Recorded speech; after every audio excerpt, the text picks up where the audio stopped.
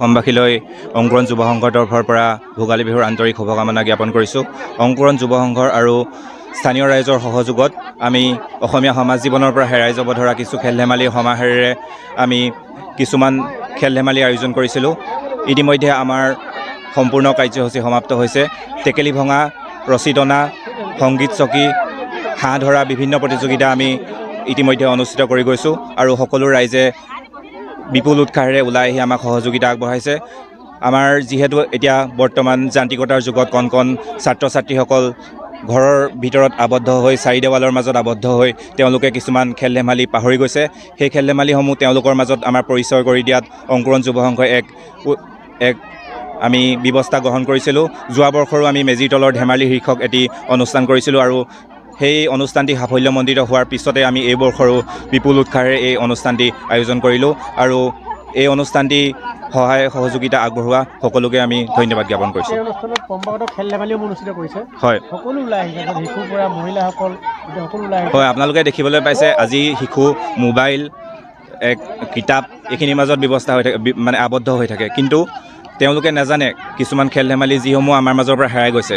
তেওঁলোকে মোবাইলৰ গেম কিবা কিবি সেইবোৰ জানে, কিন্তু তেওঁলোকক আমি টেকেলি ভঙা, ৰছী টনা আৰু মাৰ্বল লৈ চামুচ দৌৰ মৰা, হাঁহ ধৰা বিভিন্ন প্ৰতিযোগিতা ভোগালী বিহুৰ লগত সংগতি ৰাখি আমি আয়োজন কৰিলোঁ। এয়া আমাৰ আমি এক লক্ষ্য ৰাখিছিলোঁ যে আমি ছাত্ৰ ছাত্ৰীসকলৰ মাজত বা কণ কণ শিশুসকলৰ মাজত আমি এই প্ৰতিযোগিতা জ্যেষ্ঠসকলৰ পৰা তেওঁলোকে শিকক আৰু সেয়ে আমি এই প্ৰতিযোগিতাসমূহ অনুষ্ঠিত কৰিছিলোঁ।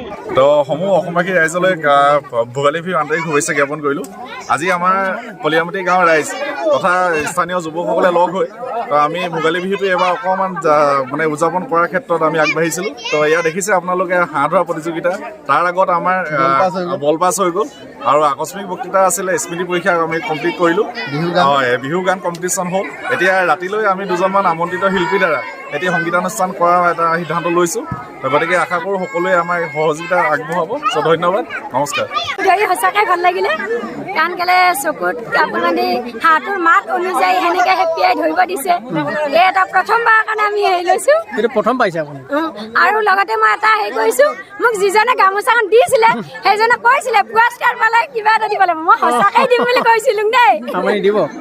সদায় প্ৰতি বছৰ এনেকৈ হয়? ফূৰ্তি এটা পাওঁ আমি, সঁচাকৈ ভাল লাগে। গাঁৱৰ ৰাইজে মিলি পিনে যে এনেকুৱা এটা বিহুৰ দিনত আমাক এইখিনি ফূৰ্তি কৰিবলৈ সুবিধা দিছে, তাৰ কাৰণে আমি গাঁওবাসীকো ধন্যবাদ দিছোঁ। সঁচাকৈ ভাল লাগিছে। আৰু কি কি খেল খেলিছে? আৰু আমাৰ এইবোৰ আনকালে টেকেলি ভঙা দিয়ে, এইবাৰ নিদিলে বা এইটো দিলে আমাক প্ৰথম। আকস্মিক বক্তৃতা, তাৰপিছতে কবিতা আবৃত্তি কৰিলে পোৱালীবোৰে, খুব ভাল লাগিছে।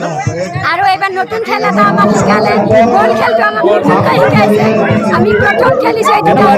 কেনেকুৱা লাগিছে? সঁচাকৈ ভাল লাগিলে।